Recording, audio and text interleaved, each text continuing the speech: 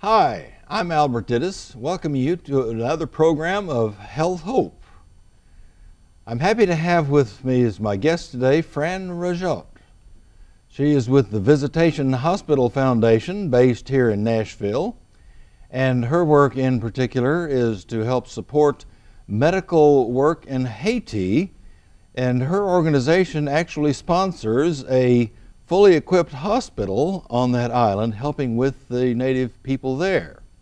Fran, welcome to Health Hope. Thank you, Albert. Happy to be here. And give us kind of an overview of what your organization does. It sounds like you're making a big impact in Haiti. Thank you. Well, we feel we are because prior to us developing a medical facility there was no health care available for the 311,000 people living in that region of Haiti, which is 3 hours due west of Port-au-Prince. Right. Okay, so just tell us just what this medical facility does. Well, we do general patient care.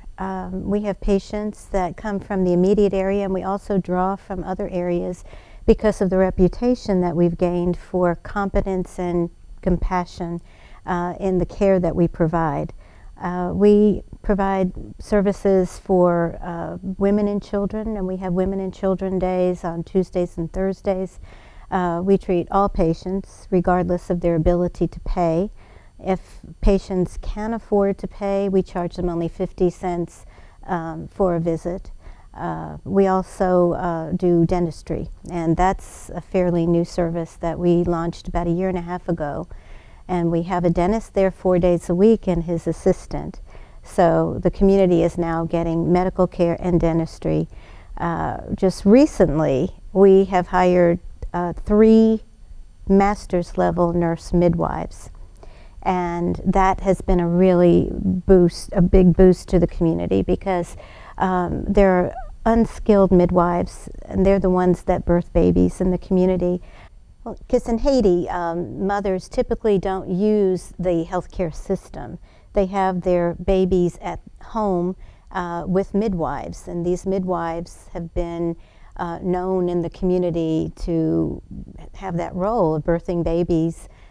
So through the nurse midwife program, we hope to better educate the mothers on proper care, not only for themselves, but later for their babies. And for those who are expecting maybe more complicated births, they truly need to go to the clinic and have the professionals help them. Have you noticed more of the mothers coming to the clinics now since you've had better trained midwives there? Yeah, actually, we just had the graduation in June.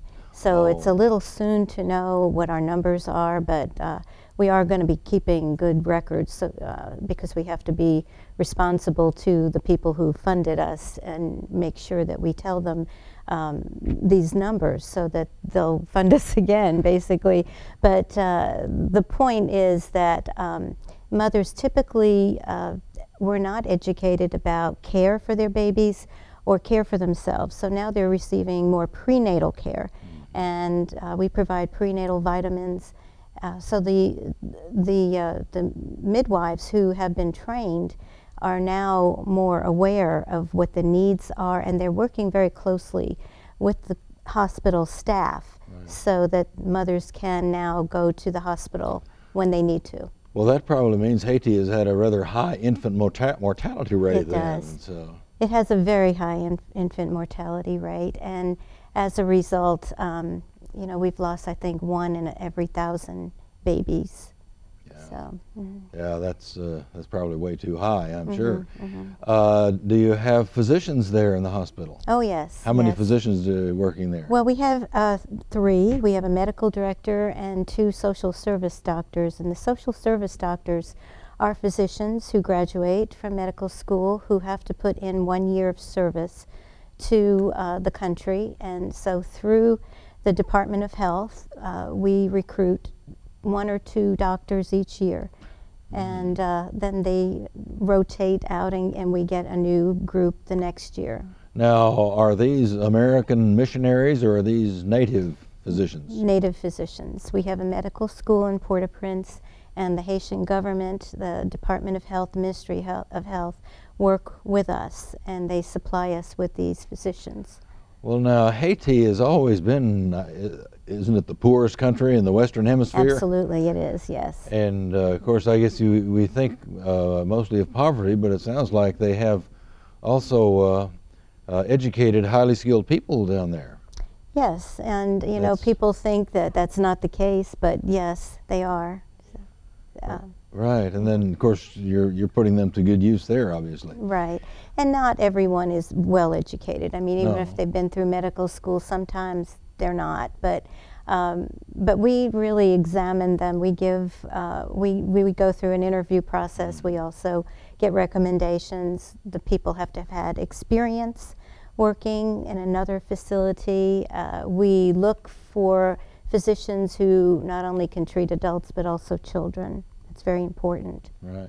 Now, what about the administrator of the hospital there? Is he Haitian or? He's Haitian. So it's all Haitian staff. It's all Haitian there. Yes, and he's wonderful. He speaks English, and so does the medical director. So we're able to communicate by phone, by email, and one of the things is that, you know, we have 100% U.S. oversight of everything that goes on at the clinic, especially the funding.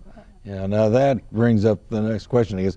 What is the role of the Visitation Hospital Foundation? Yes. In the hospital there? Well, our role, of course, is to raise money to keep everything operational. Okay. We also do oversight of everything that happens in the clinic. We've developed procedures, and we have protocols, and the staff follow those. So how much money a year do you send down there, Fran? Well, we have to raise about $550,000 a year in order to keep the clinic functional. Yeah, and that includes the operations and the medications, paying the staff, of course, as part of the operations, but medication costs rise every year, and we try to get as much donated as we possibly can through an organization called Direct Relief Service, who deliver the medications directly to Haiti. Our problem here is that we don't have a warehouse or storage facility to store meds, and they have expirations. So it's important that we take medicines down immediately when we get them through medical teams that travel there. Oh, so how many medical teams go there each year? It depends. Usually they travel late fall and during the winter and early spring, because those are the cooler months. And so we've had teams from Johns Hopkins University that go pretty regularly. We have a team from New Jersey. We have several from Indiana, several from Nashville, one from California. And different teams do different things, but pretty much they do basic medical care or pediatric care. The ones from Johns Hopkins will go into the schools and screen children.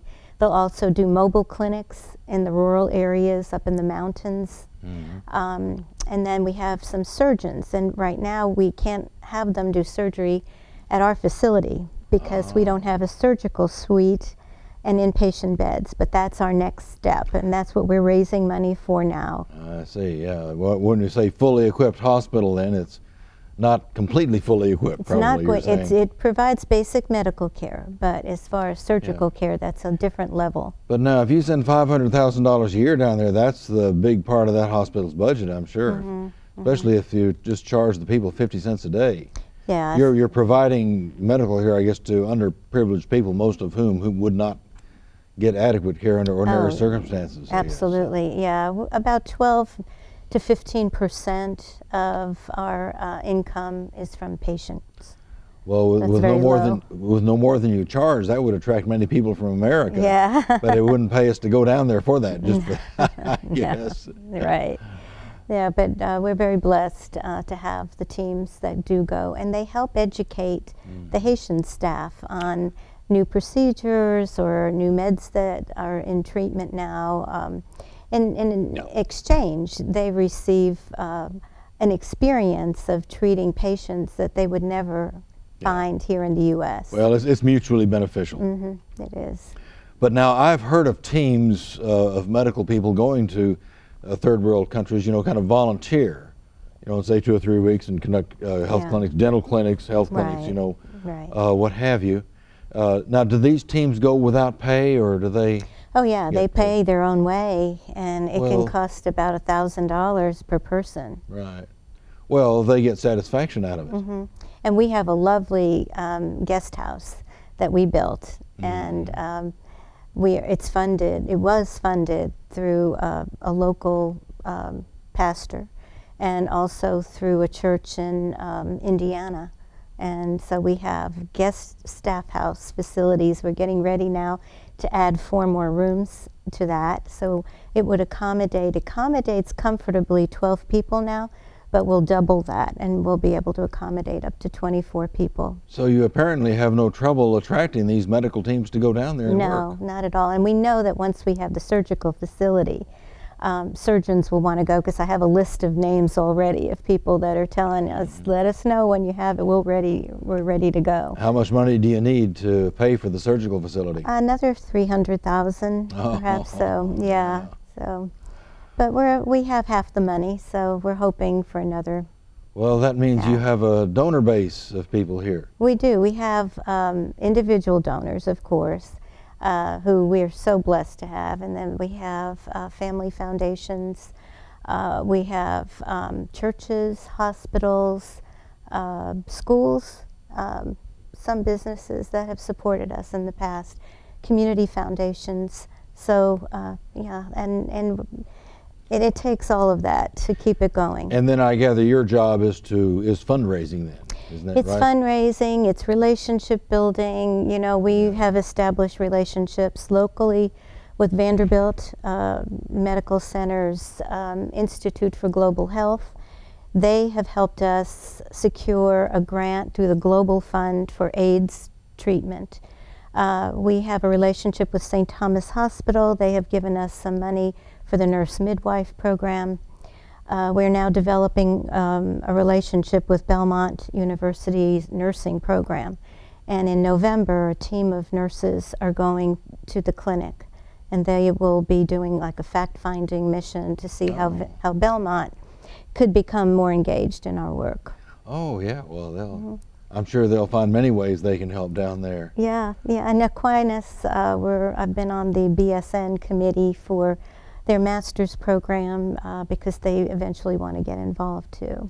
Right. Oh, okay. Well, now your foundation, Visitation Hospital Foundation, your home office is here in Nashville. Is that correct? Yes, it is. Bellevue, actually. On Bellevue. Yes. Okay. And how many people do you employ here?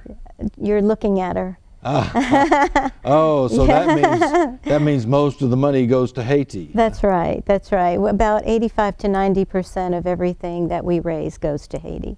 So, who are the people on your board of directors? Are they from Nashville here, or from across the country? They're from all over, actually. The president is Dr. Robert Lorsbach, and he's with Cincinnati Children's Hospital. He's a pathologist there. We have another physician who's the board secretary. She's from Indianapolis. And then we have local people like Dr. Tom Grabenstein from Clarksville. Teresa Patterson, who is our foundress, is our vice president. And then we have others. Alan Dooley, our architect, is a member of the board. We have another member from Florida. He's a former physician. He's on the board. Another physician, Dr. Janet Donahue, here locally.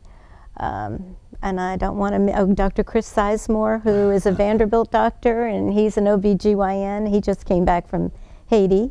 So yeah, so we have a number of people. All right, very interesting. Well, Fran, we need to take a break now, but we'll be back in just a moment or two to continue talking about medical work in Haiti.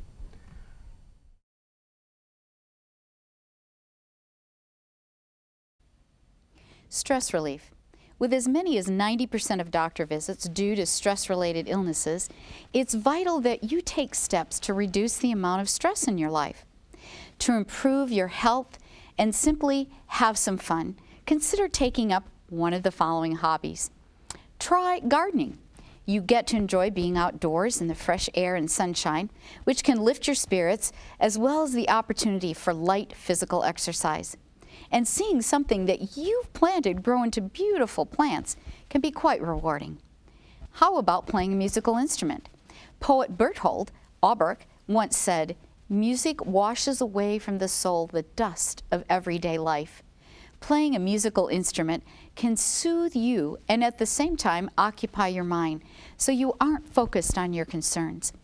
I know for a fact my husband's grandmother played the piano almost until the day she died, which was at the age of 105. If you can't play an instrument, then how about trying amateur photography? Capturing special moments with family and loved ones, taking a quiet walk to photograph a sunset can be an enjoyable way to relax. As an added benefit, you will have beautiful photos to remind you of the pleasant memories that you've captured on camera.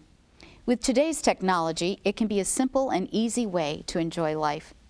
One stress reducer is to try creative writing or crossword puzzles. Brain teasers you can easily find on the computer. These can be easy ways to pass time and exercise your cognitive functions, keeping your brain youthful and healthy. This has been a Health Moment. Okay, good to have you with us. Today we're talking with Foundation-Rajotte of the Visitation Hospital Foundation, who has a big role in operating a fully equipped hospital in an underserved area of Haiti. Port-au-Prince has the medical facilities they need, but that's only one city there. And what is the name of your hospital down there, Fran? It's called Visitation Hospital, and the town is Petite Rivière de Nip, which means small river. And it's set in a very rural setting with the Caribbean on one side and the mountain range on the other, and it's just a very pastoral, beautiful area of Haiti. Even though the poverty abounds, it's just a very natural setting.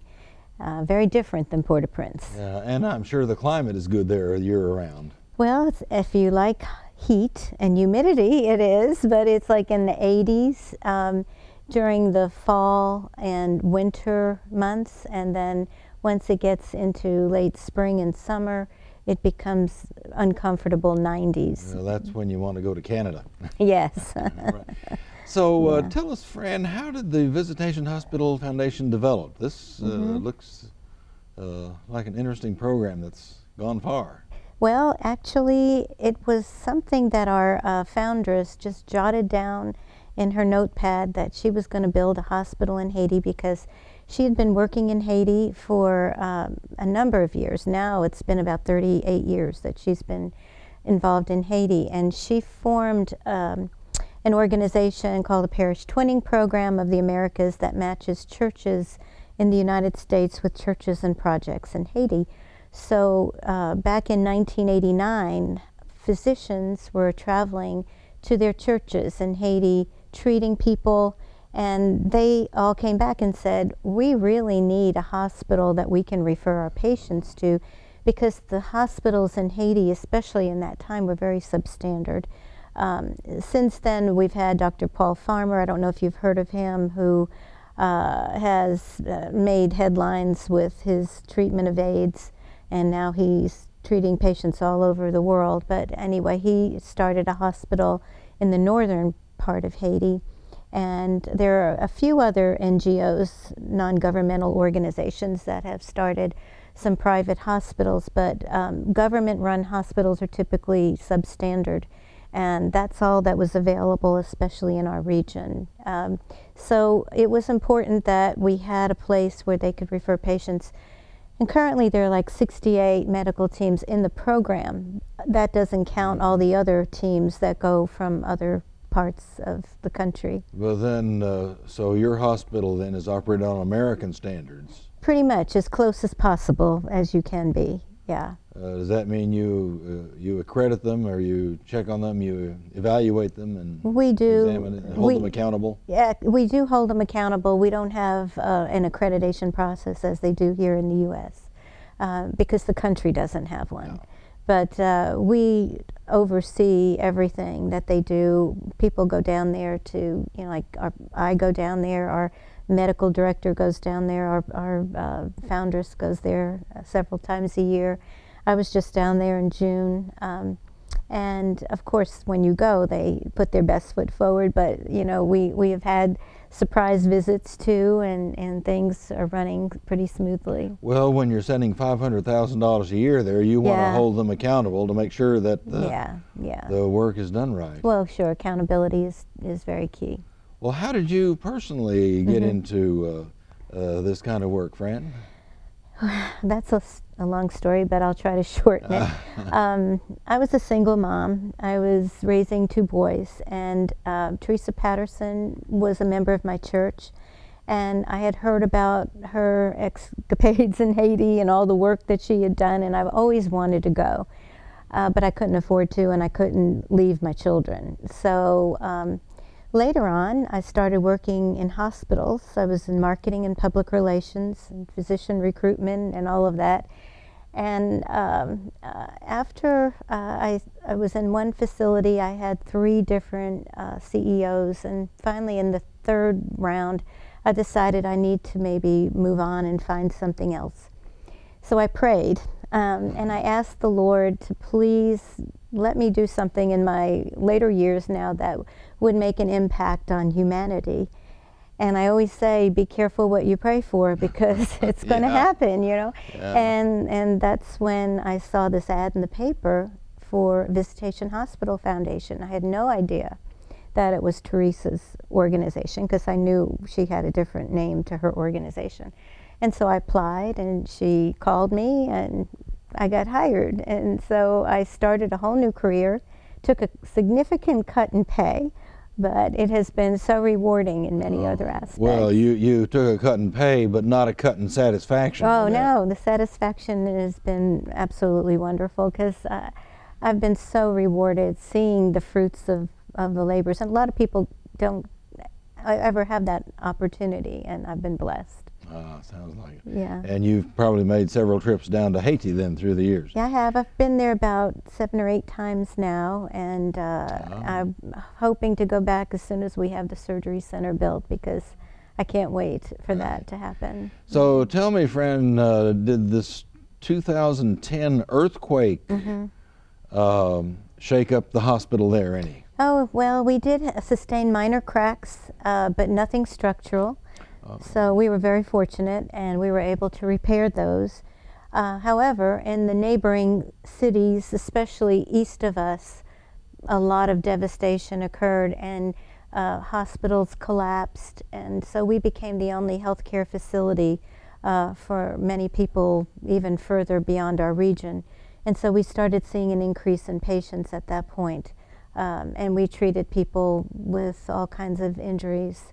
So that was pretty significant then. You probably saw some acute suffering then. Yes, absolutely. But we didn't lose anybody, so that was a good thing. Oh, yeah. Yeah, if they were able to get there, we were able to save their lives. So. Were a lot of the people around there homeless? Oh, for months. For months, people refused to even sleep inside their homes for fear of second shocks or third. Boy. And so many people just slept out on mats. Well, what about the hospital? Were they afraid to go into the hospital? For a little while, until the aftershocks ceased. Yeah. So for maybe a few weeks, but that was, all over Haiti, that was the case. Yeah, that must have been a terrible, terrible earthquake. It was very significant. Yeah. Well, so has that left your hospital then maybe the only major facility of its kind in that part of Haiti? In that region, yeah, we were one of the survivors. I don't know what happened west of us, but we were right on the fault line, so it shook pretty badly, the whole region. Right. And a lot of people remained homeless. So are they gradually recovering now? Very slowly, but yes, I mean, it's been cleaned up. It looks pretty significant now that it's been cleaned up. The roads have been built. We have roads that go directly from Port-au-Prince out to our facility, which never existed before. So that makes it very easy. Well, sometimes bad news can result in good news. Good news, yeah. And so about how yeah. far are you out of Port-au-Prince? About 3 hours due west. Oh, Yeah. okay. Oh, well then, you have a niche for yourself there then. Yeah, absolutely. I'm sure many of the people there will never go to Port-au-Prince.